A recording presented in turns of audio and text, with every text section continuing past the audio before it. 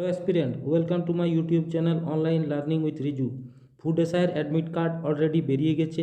আমার এই চ্যানেলে 5টা টোটাল মক টেস্ট আপলোড হয়ে গেছে, সেগুলো তোমরা দাও। আর আজকে তোমাদের সঙ্গে মক টেস্ট নম্বর 6 নিয়ে আলোচনা করব। 25টি জিকে এমসিকিউ থাকছে এটার মধ্যে।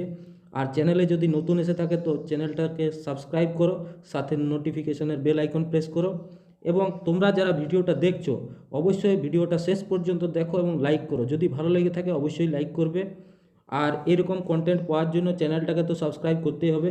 তো তোমাদের কাছে রিকোয়েস্ট থাকছে যে লাইক বেশি বেশি করে করো এবং সাবস্ক্রাইব করো। এই যে কোয়েশ্চেনগুলো আমি আলোচনা করব এর সাথে অনেক ডিটেলস ডিসকাশন হবে। তো কোয়েশ্চেনগুলো ভালোভাবে দেখো এবং ডিটেল ডিসকাশনটা শোনো। তো প্রথম কোয়েশ্চেনে চলে যাওয়া যাক। কোন যুগে গান্ধার শিল্পের বিকাশ ঘটে? গান্ধার শিল্পরীতি একটা গুরুত্বপূর্ণ শিল্পরীতি, ঠিক আছে। এই শিল্পরীতিটা যে সময় তৈরি হয় সেটা হচ্ছে কুষাণ যুগে। কুষাণ যুগে এই গান্ধার শিল্পরীতির কিছু বৈশিষ্ট্য আছে। কেমন? গান্ধার শিল্পরীতি শুধুমাত্র একটা শিল্পরীতিতে হয়নি, সেখানে গ্রিক, রোমান, ভারতীয় সব শিল্পরীতির মিশ্রণ হয়েছিল। এবং লাল রঙের যে মার্বেল, সেই মার্বেল ইউজ হতো গান্ধার শিল্পরীতিতে। লাল রঙের মার্বেল ইউজ হতো। আর এই শিল্পরীতিতে মূলত বৌদ্ধ ধর্মের যে থিম সেখানেই সেগুলোই থাকে। বৌদ্ধ ধর্মকে নিয়ে এই শিল্পরীতির বিকাশ ঘটেছিল। বুদ্ধাকে একজন মাস্কুলাইন বডি স্ট্রাকচারের যে গঠন সেটা দেওয়া হয়েছে, মানে বুদ্ধকে একদম ব্যক্তির মতো প্রকাশিত করা হয়েছে, ঠিক আছে। তো এটা ছিল কুষাণ যুগে কনিষ্কের সময় গান্ধার শিল্পরীতির বিকাশ ঘটে। এবং এটি বৈদেশিক যে প্রভাব সেটা ছিল বললাম, গ্রিক, রোমান ইত্যাদি শিল্পরীতির সংমিশ্রণে হয়েছে এবং ভারতীয় সংমিশ্রণে হয়েছিল। তো শিল্পরীতির সাথে যুক্ত আরও দু একটা তথ্য আমরা জেনে নেব। যেমন ধরো মথুরা শিল্পরীতি, অমরাবতী শিল্পরীতি। তো এইগুলো কি আছে? মথুরা শিল্পরীতি এটাও কিন্তু বৌদ্ধ শিল্পরীতির মধ্যে একটা পড়ে এবং এই শিল্পরীতি কুষাণদের সময় চলে এসেছে। আর এইখানে আছে অমরাবতী শিল্পরীতি। এই অমরাবতী শিল্পরীতিটি মূলত সাতবাহনদের সময় তৈরি হয়েছে। এটা হচ্ছে সাতবাহন। আর এরা সাদা মার্বেল ব্যবহার করত। কিন্তু গান্ধাররা এরা ছিল রেড মার্বেল, লাল, এরা সাদা। এগুলো জেনে রাখো, এগুলো একটু ডিপ ইনফরমেশন। আর মথুরা শিল্পরীতিটা হচ্ছে তোমার ইন্ডিজিনাস শিল্পরীতি, মানে যেখানে কোনো মিশ্রণ হয়নি, ঠিক আছে। পরবর্তী ক্ষেত্রে অমরাবতী শিল্পরীতির যে বিকাশ সেটা সাতবাহনদের সময় হয়।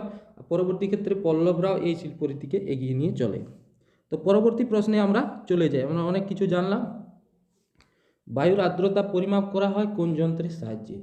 বায়ুর আর্দ্রতা হচ্ছে মানে কোনো বায়ুর সম্পৃক্ততা, কত পরিমাণ জলীয় বাষ্প থাকছে সেটা নিয়ে পরিমাপ। তো এটা হচ্ছে হাইগ্রোমিটার নামক যন্ত্রের মাধ্যমে বায়ুর আর্দ্রতা পরিমাপ করা হয়, ঠিক আছে। আর রিলেটিভ হিউমিডিটি, কিন্তু উষ্ণতা যদি বাড়ে তো আপেক্ষিক আর্দ্রতা কমে, এটা জেনে রাখবে। উষ্ণতার সঙ্গে আপেক্ষিক আর্দ্রতার ব্যস্ত সম্পর্ক আছে, এই প্রশ্নটা থাকে। উষ্ণতা এবং আপেক্ষিক আর্দ্রতার কেমন সম্পর্ক? উষ্ণতা যদি বাড়ে আপেক্ষিক আর্দ্রতা, যেটাকে রিলেটিভ হিউমিডিটি বলি, সেটা কিন্তু কমে, ঠিক আছে। তো এটার কারেক্ট অ্যান্সার হয়ে গেল অপশন সি। রেন গেজের মাধ্যমে কি করা হয়? এটা হচ্ছে বৃষ্টিপাত। ব্যারোমিটারের সাহায্যে বায়ুমণ্ডলীয় চাপ। আরেকটা যন্ত্রের নাম বলছি যেটা তোমাদের পরীক্ষায় প্রায় আসে, সেটা হচ্ছে বায়ুর গতিবেগ মাপার জন্য ব্যবহৃত যন্ত্র। তো সেটা হচ্ছে অ্যানিমোমিটার যন্ত্রের সাহায্যে বায়ুর গতিবেগ মাপা হয়। তো এতগুলো তথ্য একসঙ্গে ডিসকাশন করা হচ্ছে, তোমরা চ্যানেলটা সাবস্ক্রাইব করো। পরবর্তী, কলকাতার রাজভবনের নকশাকার কে? কলকাতার রাজভবনের নকশাকার, তো এরা হচ্ছে ক্যাপ্টেন চার্লস ওয়াট। কর্নওয়ালিসের সময় থেকে কিন্তু এই মানে রাজভবন তৈরির শুরুটা হয়। তো ক্যাপ্টেন চার্লস ওয়াট ছিলেন এর নকশাকার। আরও দু একটা তথ্য আমাদের জেনে নেওয়া দরকার, সেটা হচ্ছে এডওয়ার্ড লুটেন্স, ইনি ছিলেন দিল্লির নকশা করেছিলেন। আর লে করবাসেয়ার, ইনি চণ্ডীগড়ের নকশা করেছিলেন। তাহলে আমরা শুধুমাত্র একটা জিনিস না, তার সাথে পারিপার্শ্বিক বিভিন্ন জিনিস জানছি। আর এইরকমভাবে কেউ যদি জিকে পড়াশোনা করে, বাকি তথ্যকে সম্বলিত করে যদি কেউ ডিসকাশন করে বা কোনো চ্যানেলে হয়, সেগুলো অবশ্যই দেখো, অনেক কিছু শিখতে পারছো। শুধু তো কোয়েশ্চেনটা নয়, তার সাথে আরও অন্যান্য তথ্য আসছে। তো লে করবাসার হচ্ছে চণ্ডীগড়ের নকশাকার, এডওয়ার্ড লুটেন্স হচ্ছে দিল্লির। পরবর্তী প্রশ্নে আমরা চলে যাই। নিম্নলিখিত কোন সংস্থা ব্যাস সম্মান বা সরস্বতী সম্মান প্রদান করে?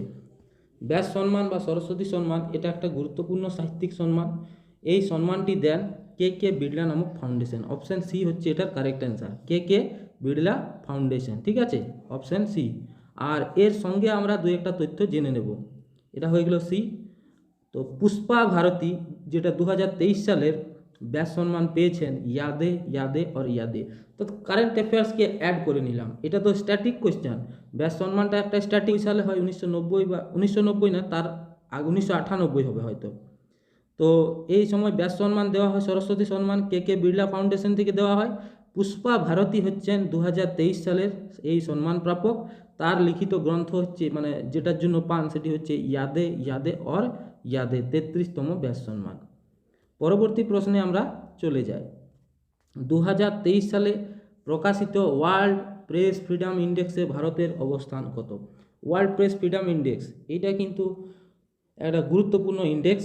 ঠিক আছে, এই ইন্ডেক্স তোমরা ভারতের স্থান হচ্ছে 161। কারেন্ট অ্যাফেয়ার্স পড়ার সময় বিভিন্ন ইন্ডেক্সগুলো একসাথে সম্বলিত করে একটা মানে নোট বানাবে এবং এগুলো পরে রিভিশন করে তারপরে পরীক্ষায় বসবে। এই আমার যে মক টেস্টটা সেটা শুধুমাত্র ফুড এসআই নয়, তার সাথে অন্যান্য পরীক্ষা যেমন কেপি ডাব্লিউবিপি সব ক্ষেত্রে কাজে লাগবে। তো আরও কিছু তথ্য জেনে নিই, যেটা হচ্ছে ক্ষুধাসূচক। ক্ষুধাসূচক, বিশ্ব ক্ষুধাসূচক, সেটা হচ্ছে কনসার্ন ওয়ার্ল্ড ওয়াইড এবং ওয়েলথ হাঙ্গার লাইফ এই সংস্থাটি বার করে। আর ভারতের ক্ষুধাসূচকের স্থান হচ্ছে 111 2023 সালের নিরিখে। আর পরবর্তী যে আরেকটা জিনিস ইজ অফ ডুইং বিজনেস, তো এটা 161 হয়ে গেছে। ইজ অফ ডুইং বিজনেস এটা হচ্ছে ওয়ার্ল্ড ব্যাংকের প্রকাশ করা একটা রিপোর্ট। ওয়ার্ল্ড ব্যাংকের প্রকাশ করা একটা রিপোর্ট হচ্ছে ইজ অফ ডুইং, এটা লিখে রাখো, এটা খুব গুরুত্বপূর্ণ। আরেকটা হচ্ছে sustainable development index, sustainable development index বা এসডিআই, এটা প্রকাশ করে নীতি আয়োগ। আর একটা হচ্ছে মাল্টি ডাইমেনশনাল পভার্টি ইন্ডেক্স, যেটা বার করে ইউএনডিপি ও পিএইচআই। তো এই তথ্যগুলো সমস্ত জেনে রাখা খুবই দরকার একজন পরীক্ষার্থীর জন্য যারা কম্পিটিটিভ এসএসসি ডাব্লিউপি কেপি বিভিন্ন পরীক্ষা দিচ্ছ। তো ইজ অফ ডুইং বিজনেসটা করে রাখবে, ঠিক আছে। আর সাস্টেনেবল ডেভেলপমেন্ট ইন্ডেক্স। পরবর্তী প্রশ্ন, বাংলা গদ্যের জনক কাকে বলা হয়? বাংলা গদ্যের জনক আমরা জানি বিদ্যাসাগরকে বলা হয়। বাংলা গদ্যের জনক বিদ্যাসাগরকে বলা হয়।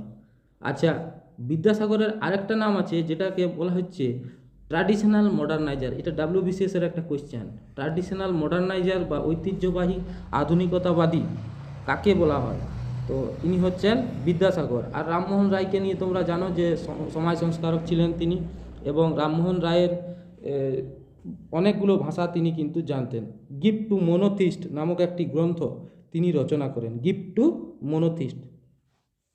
ঠিক আছে। রবীন্দ্রনাথ ঠাকুর আমরা যেটা জানি যে 1913 সালে নোবেল পান, 1913তে নোবেল পান সংস অফারিং বা গীতাঞ্জলির জন্য। আর মধুসূদন দত্তর লেখা একটা হচ্ছে ক্যাপটিভ লেডি। ঠিক আছে, ক্যাপটিভ লেডি নামক কবিতার যে সেটা লিখেছেন মধুসূদন দত্ত। অনেক তথ্য তোমাদের সঙ্গে আলোচনা করছি।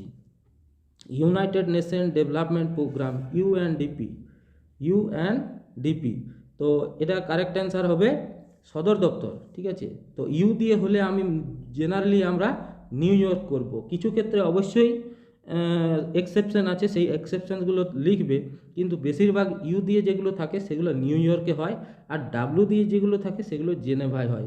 এক্সেপশন যেমন ডাব্লু দিয়ে যদি বলি জেনেভাতে হয় এক দুটো, যেমন আছে WTO বা ওয়ার্ল্ড ব্যাংক, সেটা কিন্তু জেনেভাতে নয়। তো এক্সেপশন বা ব্যতিক্রমগুলো আলাদাভাবে মনে রাখবে, কিন্তু জেনারেলাইজেশন হচ্ছে যে ইউ দিয়ে থাকলে তোমার নিউ ইয়র্কে হয়, ডাব্লু দিয়ে জেনেভায় হয়। এটা কারেক্ট অ্যান্সার হবে নিউ ইয়র্ক। আর এর সাথে আরও কিছু তথ্য আমরা অবশ্যই জেনে নেব, যেটা হচ্ছে হিউম্যান ডেভেলপমেন্ট ইন্ডেক্স কোন সংস্থা প্রকাশ করে? এই যে ইউএনডিপি নামটা বললাম, এই ইউএনডিপি কী করে? হিউম্যান ডেভেলপমেন্ট ইন্ডেক্স প্রকাশ করে। হিউম্যান ডেভেলপমেন্ট ইন্ডেক্স বা মানব উন্নয়ন সূচক, হিউম্যান ডেভেলপমেন্ট ইন্ডেক্স বা মানব উন্নয়ন সূচক 1990 সাল থেকে প্রকাশ শুরু হয়। এই সংস্থাটাই বার করে ইউএনডিপি। এখানে WBCS এর কিন্তু কোয়েশ্চেন এসেছে পিএসসির। আর এই ইন্ডেক্সটি তৈরি করেন মাহবুব উল হক এবং অমর্ত্য সেন। অমর্ত্য সেন এবং মাহবুব উল হক 1990 সালে। ইন্ডিয়ার বর্তমান 2023 সালে র্যাঙ্ক হচ্ছে হিউম্যান ডেভেলপমেন্ট বা মানব উন্নয়নে 132। তাহলে আমরা অনেক কিছু জেনে গেলাম এই প্রশ্নের মাধ্যমে। পরবর্তী কোশ্চেনে আমরা চলে যাই। বাঘা যতীন নামে পরিচিত। বাঘা যতীন, তো বাঘা যতীন হচ্ছেন যতীন্দ্রনাথ মুখার্জি। তিনি 1915 সালে বুড়িবালামের যুদ্ধে তিনি ইংরেজদের সাথে যুদ্ধ করেছিলেন। যতীন্দ্রনাথ মুখার্জি, বাঘা যতীন, ঠিক আছে। বুড়িবালামের যুদ্ধ 1915। পরবর্তী প্রশ্নে চলে যায়। সেলভা হলো এক ধরনের বনভূমি। কি ধরনের? সেলভা হচ্ছে নিরক্ষীয় অঞ্চলের একটা বনভূমি, চিরহরিৎ, এভারগ্রিন ফরেস্ট, এবং একে আমাজন রেন ফরেস্টের একটা অংশ। এটা হচ্ছে আমাজনের যে রেন ফরেস্ট, সেই রেন ফরেস্টের অংশ, অর্থাৎ নিরক্ষীয় অঞ্চলে সেলভা একটা বনভূমি। অপশন এ হয়ে গেল কারেক্ট অ্যান্সার। বাউন্স কথাটি কোন খেলার সঙ্গে যুক্ত? তো এই কোয়েশ্চেনটা স্পেসিফিক্যালি তোমাদের জন্য আমি রাখছি, কমেন্ট সেকশনে অবশ্যই জানাও। একটা দুটো তো অবশ্যই তোমাদের জন্য রাখা দরকার, তাহলে ইন্টারাকশনটা থাকবে কমেন্ট সেকশনে। পরবর্তী ক্ষেত্রে আমি এটার উত্তর জানিয়ে দেব। নেক্সট, ফটোগ্রাফির কাজে কোন রাসায়নিক যৌগ ব্যবহার করা হয়? ফটোগ্রাফিতে যেটা ব্যবহার করা হয়েছে সেটা হচ্ছে সিলভার ব্রোমাইড, ঠিক আছে। সিলভার ব্রোমাইডকে ফটোগ্রাফিতে ব্যবহার করা হয়। তো অপশান বি হয়ে গেলো এটার কারেক্ট অ্যান্সার। এরপর আমরা কিছু তথ্য জেনে নেব। এটার বি হয়ে গেলো অ্যান্সার। আর কৃত্রিম বৃষ্টির জন্য যেটা ব্যবহার করা হয় সেটা হচ্ছে সিলভার আয়োডাইড। অর্থাৎ কৃত্রিম বৃষ্টি যদি করাতে হয় কোনো জায়গায়, তো সেখানে কোলোইডাল সলিউশন ডিসপার্স করা হয় বা ছড়ানো হয়। কোলোইডের দ্রবণ ছড়ানোর মাধ্যমে সেই অঞ্চলে বৃষ্টিপাত করা হয় সিলভার আয়োডাইড ব্যবহারের মাধ্যমে, ঠিক আছে। আর সোডিয়াম ক্লোরাইড মানে জানো তো NaCl, যেটা হচ্ছে খাবার লবণের সংকেত হচ্ছে সোডিয়াম ক্লোরাইড। আর এইখানে আছে আরেকটা অ্যালুমিনিয়াম হাইড্রোক্সাইড। এই অ্যালুমিনিয়াম হাইড্রোক্সাইড হচ্ছে একটা ক্ষার, ঠিক আছে। অ্যালুমিনিয়াম হাইড্রোক্সাইড একটা হচ্ছে ক্ষার। তো এই সমস্ত পটাশিয়াম নাইট্রেট হচ্ছে এটা বিস্ফোরক তৈরিতে ব্যবহার করা হয়। অনেক কিছু আমরা জেনে গেলাম। পরবর্তী প্রশ্নে চলে যাই। নেল পলিশে কী ব্যবহার করা হয়? এটা দেখো, নেল পলিশে অ্যাসিটোন ব্যবহার করা হয়। এটা তোমার জানা দরকার যে নেল পলিশে আমরা কি ব্যবহার করি? অ্যাসিটোন, ঠিক আছে। এসএসসির কোশ্চেন, এটা কিন্তু এসএসসির কোশ্চেন। কোন বর্ণের আলো বিচ্ছুরণের কারণে সবচেয়ে বেশি বিচ্যুতি হয়? তো আলোর বিচ্ছুরণে সবচেয়ে বেশি বিচ্যুতি আমরা দেখেছি ভিভ গায়রটা যদি দেখি, তো সবচেয়ে বেশি নিচে হচ্ছে ভায়োলেট বা বেগুনি বর্ণের আলো। তো বেগুনি বর্ণের আলো সবচেয়ে বেশি বিচ্যুতি হয়। এইবারে আমাদের জানা দরকার তরঙ্গ দৈর্ঘ্য সবচেয়ে বেশি হচ্ছে লালের, ঠিক আছে। আর সবচেয়ে বেশি ছড়িয়ে পড়ে কোন বর্ণের আলো? সবচেয়ে বেশি ছড়িয়ে পড়ে বেগুনি বর্ণের আলো। এটাও মনে রাখতে হবে, যার তরঙ্গ দৈর্ঘ্য কম সে ছড়াবে বেশি। তরঙ্গ দৈর্ঘ্যের সাথে ছড়ানোটা মানে যেটা স্ক্যাটারিং ক্রস সেকশন, তার ব্যস্ত সম্পর্ক রয়েছে। আর এইখানে বলছে বিচ্যুতি বা ডেভিয়েশন সবচেয়ে বেশি কোন বর্ণের হয়? তো সেটা হবে বেগুনি, আর সবচেয়ে কম হয় লাল বর্ণের আলো। 7টি বর্ণের আলো থাকে, বেনি, আসহ, কলা, এইটা তো তোমরা জানো, ঠিক আছে। পরবর্তী প্রশ্ন। আর দৃশ্যমান আলোর যেটা তরঙ্গ দৈর্ঘ্য সেটা মনে রাখবে 3000 থেকে অলমোস্ট 7000 অ্যাংস্ট্রম পর্যন্ত হয় এই দৃশ্যমান আলোকের তরঙ্গ দৈর্ঘ্য। এই তথ্যগুলো খুবই গুরুত্বপূর্ণ তথ্য। প্রজ্ঞা পারমিতা সূত্র, এটার অ্যান্সার তোমরা করবে। একটা দুটা বলেছি যে তোমাদের সঙ্গে দু একটা কোয়েশ্চেনের তোমাদের সঙ্গে ইন্টারাকশনের মাধ্যমে করব। এই জিকেটা শুধুমাত্র একমুখী হচ্ছে না, তোমাদের ইন্টারাকশন, তবে অ্যান্সারটা পেয়ে যাবে কমেন্ট সেকশনে। Next question. স্বরাজ আমার জন্মগত অধিকার উক্তিটি কার? স্বরাজ আমার জন্মগত অধিকার, এই উক্তিটি হচ্ছে তিলকের। বাল গঙ্গাধর তিলক তিনি বলেছেন স্বরাজ ইজ মাই বার্থ রাইট। আচ্ছা, অরবিন্দ ঘোষ সম্বন্ধে বলতে গেলে একটা জিনিস বলতে হয়, সেটা হচ্ছে নিউ ল্যাম্পস ফর ওল্ড। এই গ্রন্থটি লিখেছেন Aurobindo Ghosh. New lamp for old, এটা অরবিন্দ ঘোষ। আচ্ছা, লালা লাজপত রায়, ইনাকে বলা হয় পাঞ্জাব কেশরী, ঠিক আছে, ইনাকে বলা হয় পাঞ্জাব কেশরী। আর যদি বলা হয় সুভাষচন্দ্র বসু, তো তাকে গান্ধীজি বলেছেন প্যাট্রিয়টস অফ প্যাট্রিয়ট। সুভাষচন্দ্র বসুর আরেকটা নাম হচ্ছে প্যাট্রিয়টস অফ প্যাট্রিয়ট। আর তার লেখা একটি গ্রন্থের নাম হচ্ছে ইন্ডিয়ান স্ট্রাগল, যেটা তিনি সম্পূর্ণ করতে পারেননি। তো স্বরাজ আমার জন্মগত অধিকার, এটা হয়ে গেল বাল গঙ্গাধর তিলকের একটি উক্তি। ঠিক আছে, পরবর্তী কোয়েশ্চেনে আমরা চলে যাই। নিম্নের কোন মৌলটিকে প্রকৃতিতে পাওয়া যায় না? প্রকৃতিতে পাওয়া যায় না এরকম মৌল হচ্ছে প্লুটোনিয়াম। এই প্লুটোনিয়াম মৌল পাওয়া যায় না প্রকৃতিতে। আর থোরিয়াম নিয়ে একটা জিনিস জেনে রাখো, এটা হচ্ছে প্লুটোনিয়াম।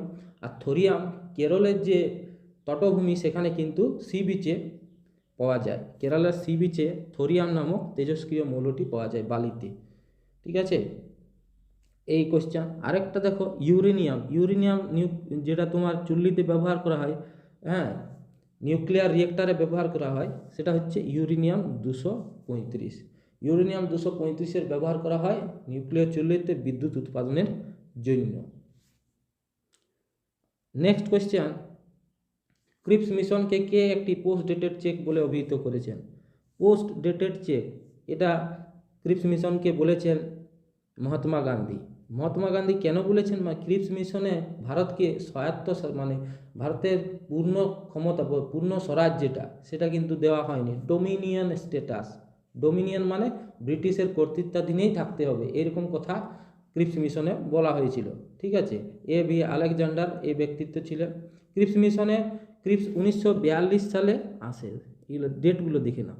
1942 সালে ক্রিপস মিশন ভারতে আসে এবং আসার পর গান্ধীজি এই কথাটা বলেন যে post dated check on a crushing bank. ঠিক আছে, মৌলানা আবুল কালাম আজাদ, ইনার নাম কি? ইনার কৃতিত্ব কি? ইনি ছিলেন সবচেয়ে সর্বকনিষ্ঠ কংগ্রেসের সভাপতি। এটা জেনে রাখো, সর্বকনিষ্ঠ সভাপতি হচ্ছেন মৌলানা আবুল কালাম আজাদ। প্রথম মুসলিম যদি বলা হয় সভাপতি আইএনসি বা ইন্ডিয়ান ন্যাশনাল কংগ্রেস বা জাতীয় কংগ্রেসের মুসলিম সভাপতি, তো সেটা হবে বদরুদ্দিন তৈয়বজি। আচ্ছা, বি আর আম্বেদকর। বি আর আম্বেদকরকে তো আমরা জানি সংবিধানের রূপকার এবং খসড়া কমিটির চেয়ারম্যান ছিলেন তিনি, বি আর আম্বেদকর। আর খসড়া কমিটিতে 7 জন ব্যক্তি ছিল।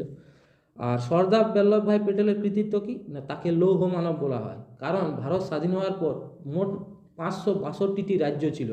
562টি মানে প্রিন্সলি স্টেট ছিল, রাজ্য না বলছি, প্রিন্সলি স্টেট ছিল। সেই প্রিন্সলি স্টেটগুলোকে একত্রিত করে তিনি ভারতের, মানে অখণ্ড ভারত যেটা, সেই ভারতটা গঠন করেন এবং এই জন্য তাকে বলা হয় লৌহ মানব। বিসমার্কের বলা হয় যে লৌহ মানব, আর সর্দার বল্লভভাই প্যাটেলকে ভারতের লৌহ মানব বলা হয়। ঠিক আছে, পরবর্তী প্রশ্ন, সূর্য যে ছায়াপথে অবস্থান করে তার নাম? সূর্য যে ছায়াপথে অবস্থান করছে সেটা হচ্ছে আকাশগঙ্গা। ঠিক আছে, আকাশগঙ্গা।